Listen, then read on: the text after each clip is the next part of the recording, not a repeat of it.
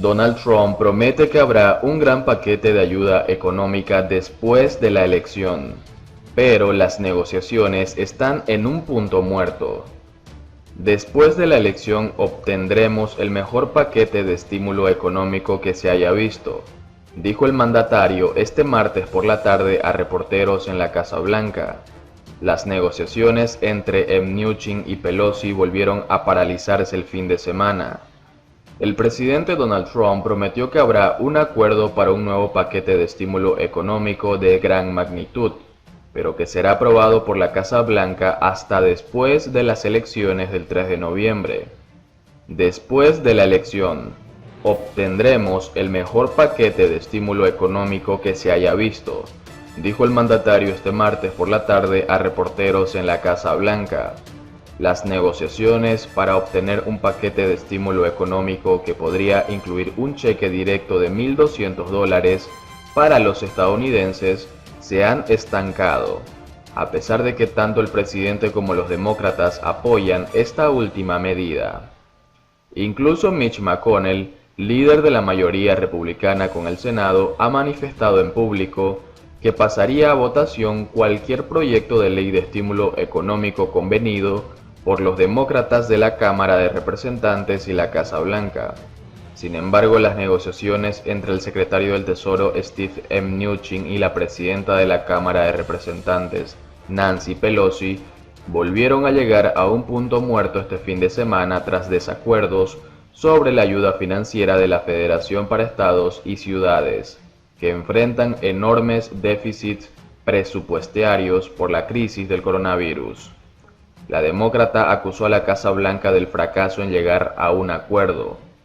Ha fallado de forma miserable, escribió en una carta dirigida este martes a los miembros demócratas del Congreso, no por causa accidental, sino por decisión.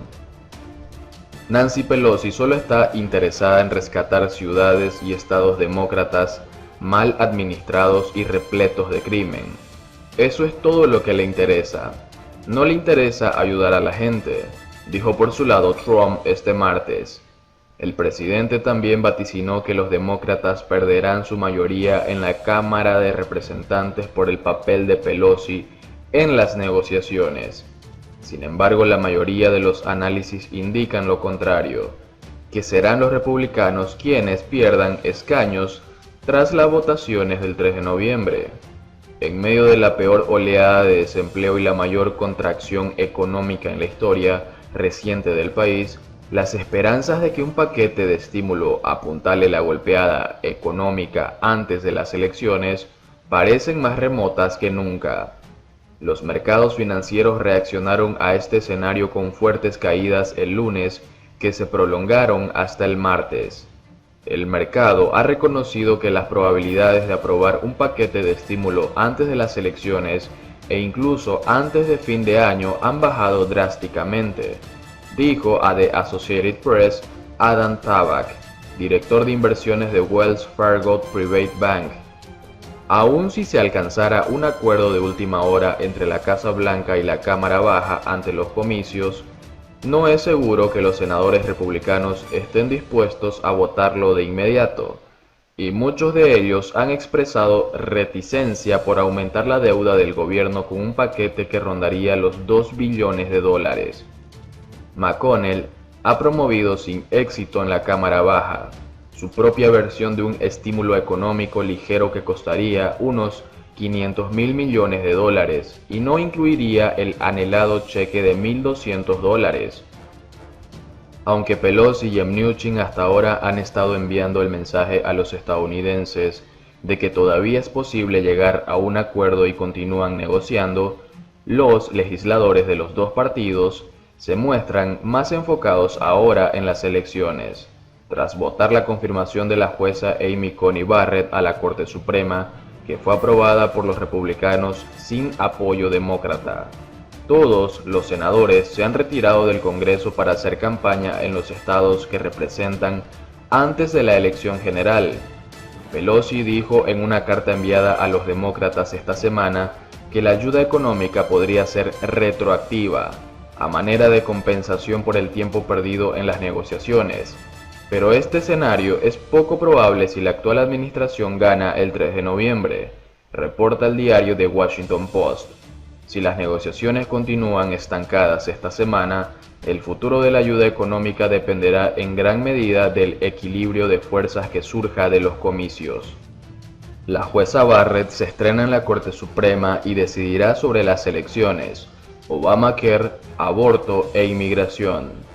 La magistrada prometió separar su tarea de preferencias políticas, pero sus decisiones en el pasado indican cómo podría opinar en casos que afectan a los inmigrantes, el resultado de las elecciones o el seguro médico de millones de personas.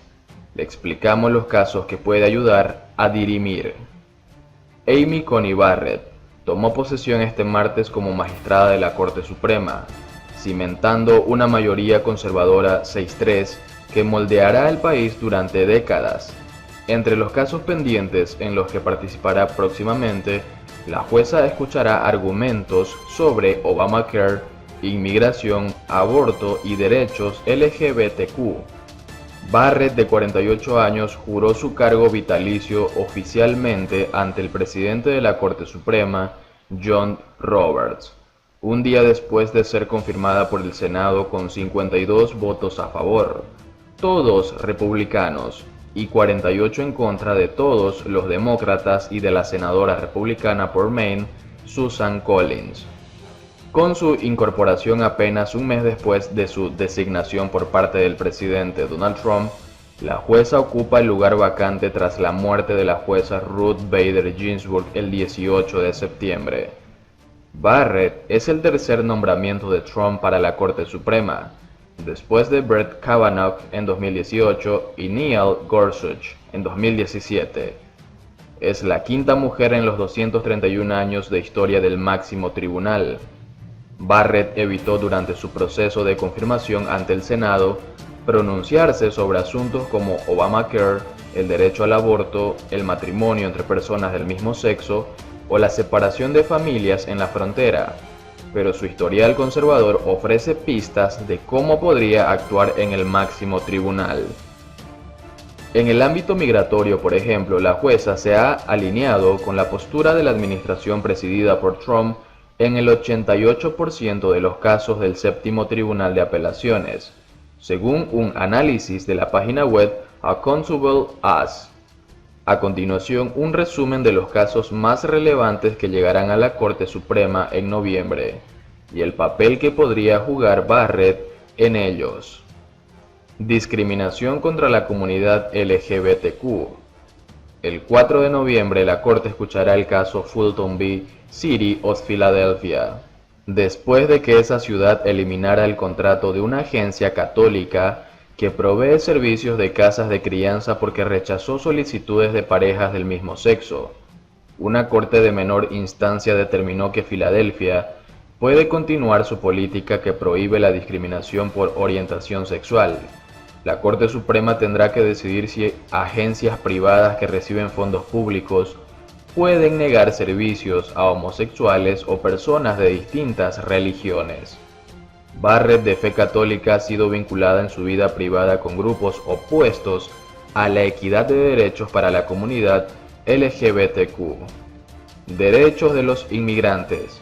El 9 de noviembre la Corte escuchará una audiencia oral en el caso Nis Chávez v. Barr, que determinará si el gobierno federal puede agilizar la deportación de inmigrantes indocumentados al truncar, mediante citaciones judiciales, su estancia continua en el país.